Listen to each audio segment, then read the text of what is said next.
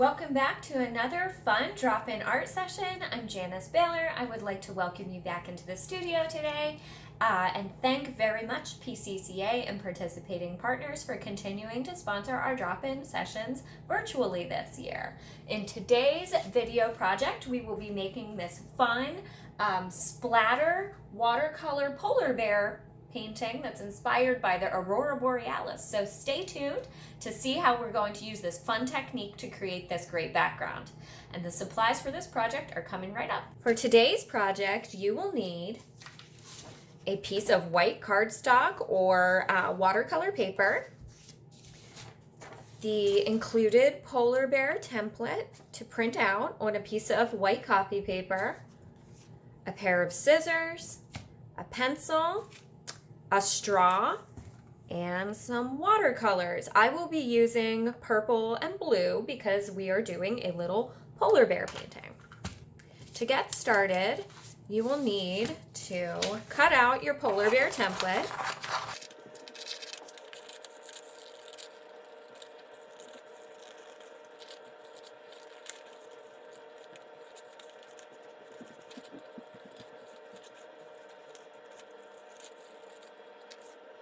Once you have your polar bear all cut out, you will want to put it on your white cardstock paper and kind of make a little, like lift it up around the edge and make a little bit of a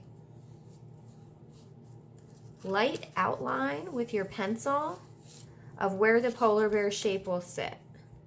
And you'll see why this is important in a minute, because we're going to create a background around our polar bear that kind of looks like it's floating on ice and in the Aurora Borealis. So once you kind of have your shape outlined, set your template aside because we're going to reuse that in a few minutes. And then you will want to take your watercolors.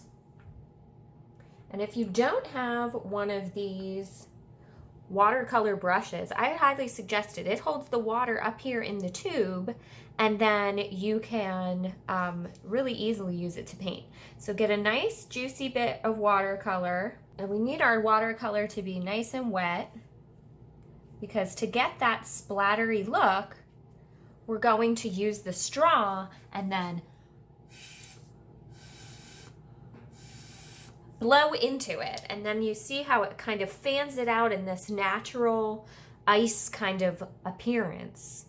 And you want to blow away from your traced template so it looks as if the ice or the Aurora Borealis is bursting out from around your polar bear.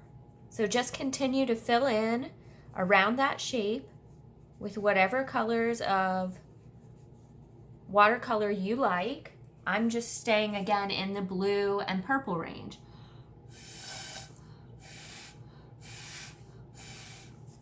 And they'll blow together, as you'll see, and make this really pretty bursting effect.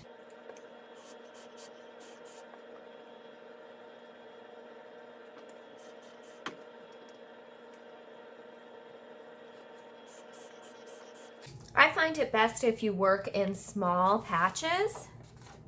That way it's a little bit easier to control the paint. And also rotate your project as you go so you can continue to blow out from our shape.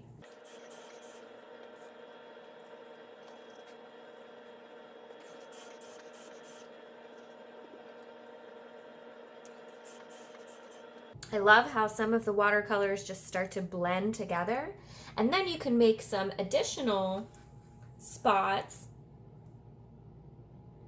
if you want to, kind of out here in the sky, and it will start to look like bursts in the sky like the Aurora Borealis, or just a beautiful night sky.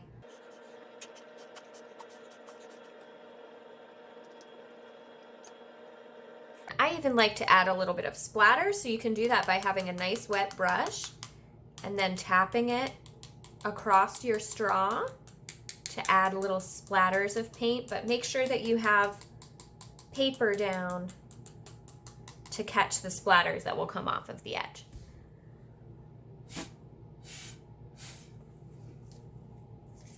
And there you go. You can just continue to fill up your paper as much as you want. And for the purpose of filming, I have one that I have already worked on that is dry. So once you get it filled up the way that you like with all your splatters and bursts, then we want to take our template and kind of to define our polar bear a little bit more, because you can see like the splatters kind of cover some of the shape that we traced. We can add it back in using a glue stick or a piece of tape, or you can color that area in with marker if you prefer, or you can paint it in. So whatever you would like to kind of define your shape. I'm just going to reapply the template so that you can see our polar bear out there in the Arctic. So thank you for joining me today, friends. Enjoy experimenting with the splatter paints. Bye-bye.